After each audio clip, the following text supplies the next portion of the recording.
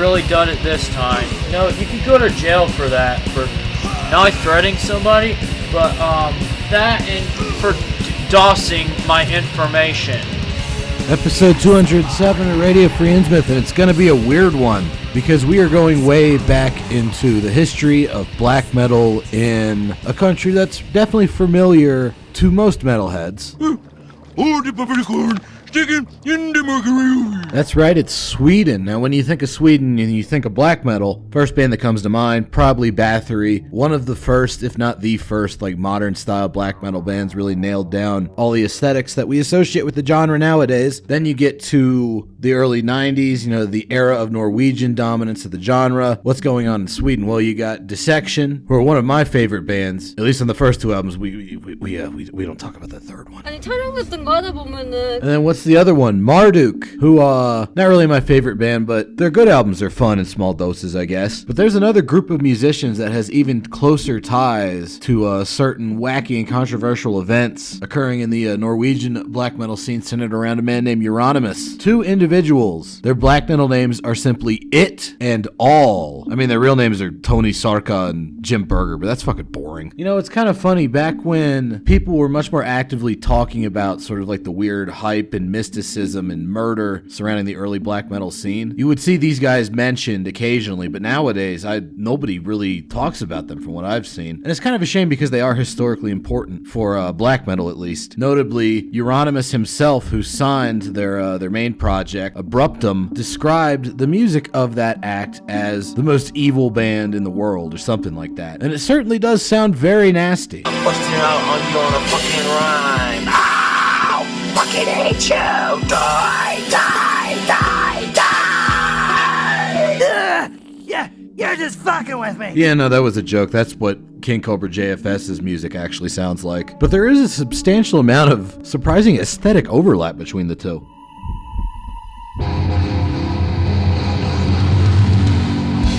The classic era of Abruptum, every album consists of essentially two songs, sort of songs, I guess. They each take up one side of the record. They're mostly improvised. It's like fucking black metal swans or something. It's weird. When I was in high school, I thought it was like the coolest fucking thing ever. Later on, I was like, man, this shit sucks. Nowadays, I'm kind of thinking, no, there might be some interesting stuff going on here. It's definitely not for everybody, though. It's very just raw and gross and closer to very loud and abrasive ambient music than any kind of black metal. But it was on the same record label as Burzum, Enslaved, and Psy, and at least as far as Euronymous' tastes were concerned, they were kind of like the flagship band for the label, the audial essence of pure black evil. Another It and All project could probably be described as the audial essence of pure black, what the fuck am I listening to? A band called Vondur.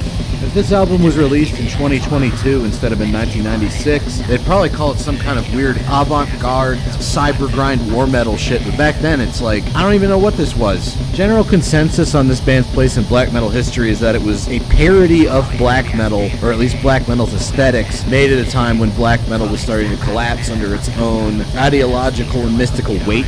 I was lonely, ostracized because of my weight. It's also got a nice picture of Darth Vader painted for the album cover, done by Stephen O'Malley of all people. This might have been the first instance of him sticking his hands into the black metal pie outside of like writing zines and shit. So those are the two most infamous It and All projects. But the band we're covering this week is neither of those, and it's by far the more musical of all of their creative endeavors. We're going to be talking about Ophthalamia. What the heck is an Ophthalamia? Well, you remember the band Immortal? They were always talking about Blood and mighty Raven Dark. Blashirk was sort of like a fantasy world that they invented and then wrote lyrics about the kind of shit that goes on in Blashirk. Ophthalamia is a world that It, being, you know, the musician named It, not just some random It, created. That was sort of like an inverse dark mirror world of ours where everything was oriented around evil, and the principal deity was like the feminine embodiment of all evil and darkness named Alicia. So he's got this wacky mystical fantasy world that he's invented, and he writes songs that that take place in it. As soon as you get an Ophthalmia album off the shelf, you're going to notice all of these songs, not only are the track lengths long, even the song titles are long, and they have lots of slashes and multiple sections in them. It'll be like A Cry from the Halls of Blood / Empire of Lost Dreams, or Message to Those After Me / Death Embrace Me Part 2, and even the little like less than a minute long acoustic instrumentals have titles like that. So this is definitely supposed to be like dark, poetic, black metal stuff, right? But it also kind of chronicles a lot of what was going on in Sweden at the time, because the first Ophthalmia album, aside from the main songwriter It, we also have on drums Benny Larson from Edge of Sanity, and on vocals friggin' John Notveit from Dissection. So what happens when you get like that kind of talent together? You get 1994's A Journey in Darkness, which is produced by Dan Swano, and it sounds like it's produced by Dan Swano. In fact, this may be one of the most Swano sounding things I've ever heard, wherein Dan Swano doesn't actually play anything in the band, with all of its pianos, its slow sections, very loud drum beats, leading into some cool, weird, I don't know what the fuck kind of metal. This is a cool part. I like the little chug riff right there, but yeah, this is like odd prog doom black. Some people say this sounds like a slowed down version of Dissection. No. It does sound like a couple other bands at the time, though. We're going to get to that. Apart from the atmospheric whispering and incorporation of orchestral elements, the thing that really sets this music apart is the many different transitions between different consonant melodic parts. That's part of why all the songs have slashes in them, is because they have a whole bunch of sections. That might be making you think of something else that was going on around the same time. This one has very much a black metal feel to it, even if it's not straight up, regular ass black metal like you might have heard in the time. It still sounds very dark and spooky, but also very melancholic and sorrowful. Also, there's only one guitar being played, and that gives that bass guitar a lot more room to breathe for accompaniment. Here's a wacky little transition. There's a lot of like old 70s doom metal sort of mixed into this. That's kind of unique.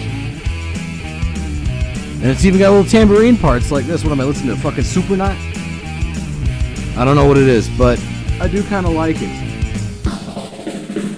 Speaking of the 70s, check out this fucking lengthy ass drum fill from Benny Larson. That's fucking bonkers, dude. Back into the doomy riff from earlier with this nice little chuggy bit right here I like so much.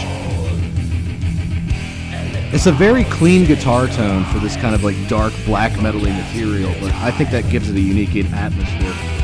Speaking of atmosphere, clean vocals when that melodic riff comes back. Actually surprisingly well done, and all done by like John Notveit, which is interesting. You don't usually hear him doing this kind of stuff outside of little isolated bits of King Diamond worship that he inserted onto the first Dissection album. But yeah, that reminds me of a couple of other things that were going on at Sweden at the same time. Remember, this came out in 1994. A little bit before that, there was another band that Dan Swano produced called Catatonia that you're probably familiar with.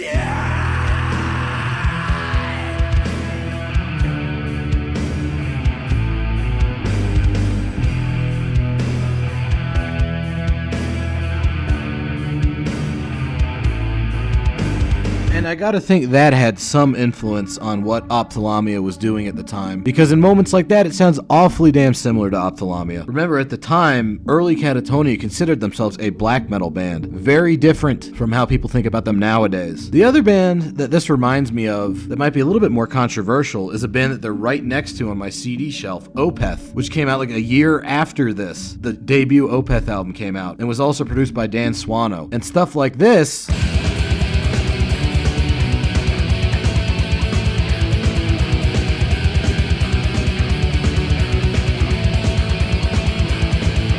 sounds, at least to me, like it's got Ophthalamia's fingerprints all over it. I can't prove that. There's not a lot of like musical press from the time talking about Ophthalamia, just an observation. So right after the first Ophthalamia album comes out, Dissection really takes off in the underground, and John Notveit doesn't really have time to do vocals for Ophthalamia anymore. They gotta get a new vocalist. And would you believe, not only has this band had members of Dissection and Edge of Sanity and been produced by Dan Swano, the new vocalist is Legion. who later on would join Marduk for their most commercially viable period. But he got his start in Ophthalamia here. Also, taking over adding some more guitar layers, we have Emil Nottveit, John Nottveit's younger brother, who would later on found the band's Swordmaster and eventually Death Stars. This second Ophthalamia album, Via Dolorosa, is the first one I heard from them, and it was actually a very early black metal album for me because I saw it on some top 10 list in like 2003, 2004 or something. And if you thought that first one was weird,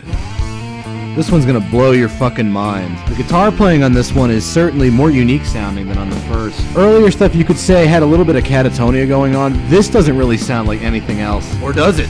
The particular way that he's hitting these chords is actually reminding me a lot of a more modern band. Also right there, whole lot more Black Sabbath influence with those Tony Iommi styled like 2-finger hammer-on pull-off trills. But yeah, these bar chords are making me think of something. And also the way a lot of these transitions are going to work might remind you of something I've covered on here before. But we'll get to that when we get to it. Right now, we're doing some Ophthalamia. This album is actually considerably more concise than the first Ophthalamia album. Even though the songs are longer, there's way less like goofy whispered narration or acoustic interludes. It's all pretty much just like straight up metal. And I really love Legion's vocals on this. It's interesting hearing him without a whole bunch of reverb like he's got on all the old classic Marduk albums. See, there's still some black metal hiding in here. But as always, it's going to transition to some weird shit. Interestingly, even when it gets into really bizarre kind of like off-time parts like this, it's still all based off of that initial intro riff. So it's different variations of that weird melody at the beginning linked together by more black metal-y sections. And it actually flows surprisingly well for being this, unorthodox sounding of an album. Here's one of my favorite riffs on the album, this part right here. It's got that weird little like Slayer-style ride cymbal beat. Odd sliding bass shit. Such an odd riff, but it's great. Leading back into some more normal sounding melodies. But the way this song ends is going to lead into the band that I think may have been influenced a lot by these guys. But here comes that wacky riff.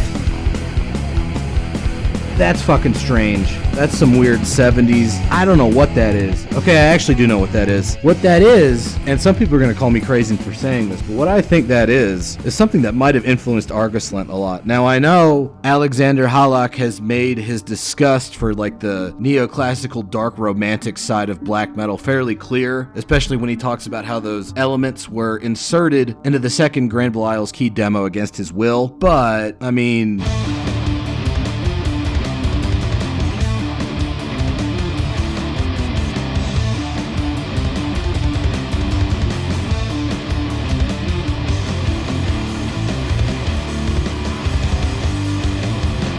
ain't that far off from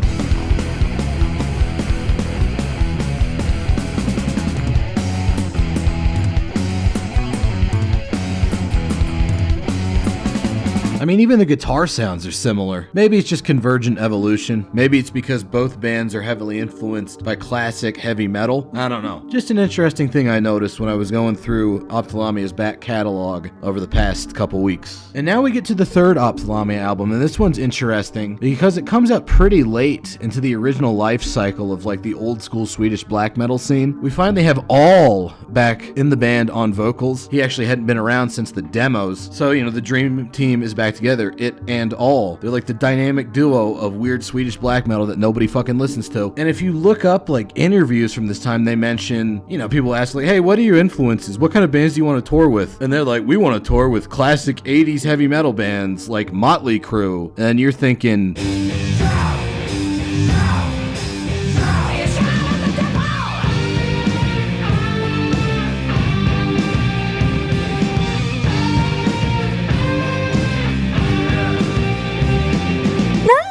how the hell is that band that I was just listening to gonna fucking open for that? But then you put this album in, and it actually does kind of make sense. The songs on this album are a lot simpler in structure, they're shorter, and they're much more groove-focused than earlier Ophthalamia stuff. There isn't like the weird, long, meandering section. It's all just straight up hitting you in the gut, heavy metal type riffs, played with black metal aesthetics. There's a Welton Shong for you, hair metal with black metal characteristics. And yeah, there are parts like this where it is much more black metal sounding. But overall, this album is quite a bit more like groove heavy and bouncy than you might expect from them. But it still sounds like Ophthalmia when they do melodies like this. It had a very interesting way of writing these sort of like weird winding guitar melodies, and it's actually kind of cool to see them in a more pop music context. In a way, this is sort of like Ophthalmia's Rain Chaos, but I like this a lot more than Rain Chaos. And that's about it for Ophthalmia. They just did those 3 albums and fucked off. It died a few years ago, and I'm still not even sure what of. I can't find any info about it. All hasn't really done anything. Benny Larson hasn't done much, and Emil Nottvigt's still like going strong with the Death Stars thing. Kind of a shame this band usually just gets like overlooked, because I feel like this is historically important for black metal, given the year that they started and all of like the weird innovative things they were doing, especially for like 1994. That first album, some bizarre stuff. All 3 albums pretty good. Check them out. They're actually easy to find now because Peaceville reissued them a few years back, and those nice like super jewel cases with the weird like latch opening and stuff. I don't know. Hopefully you liked it. Thanks for listening. See you next time. Bye. Yeah, why don't you follow me on TikTok?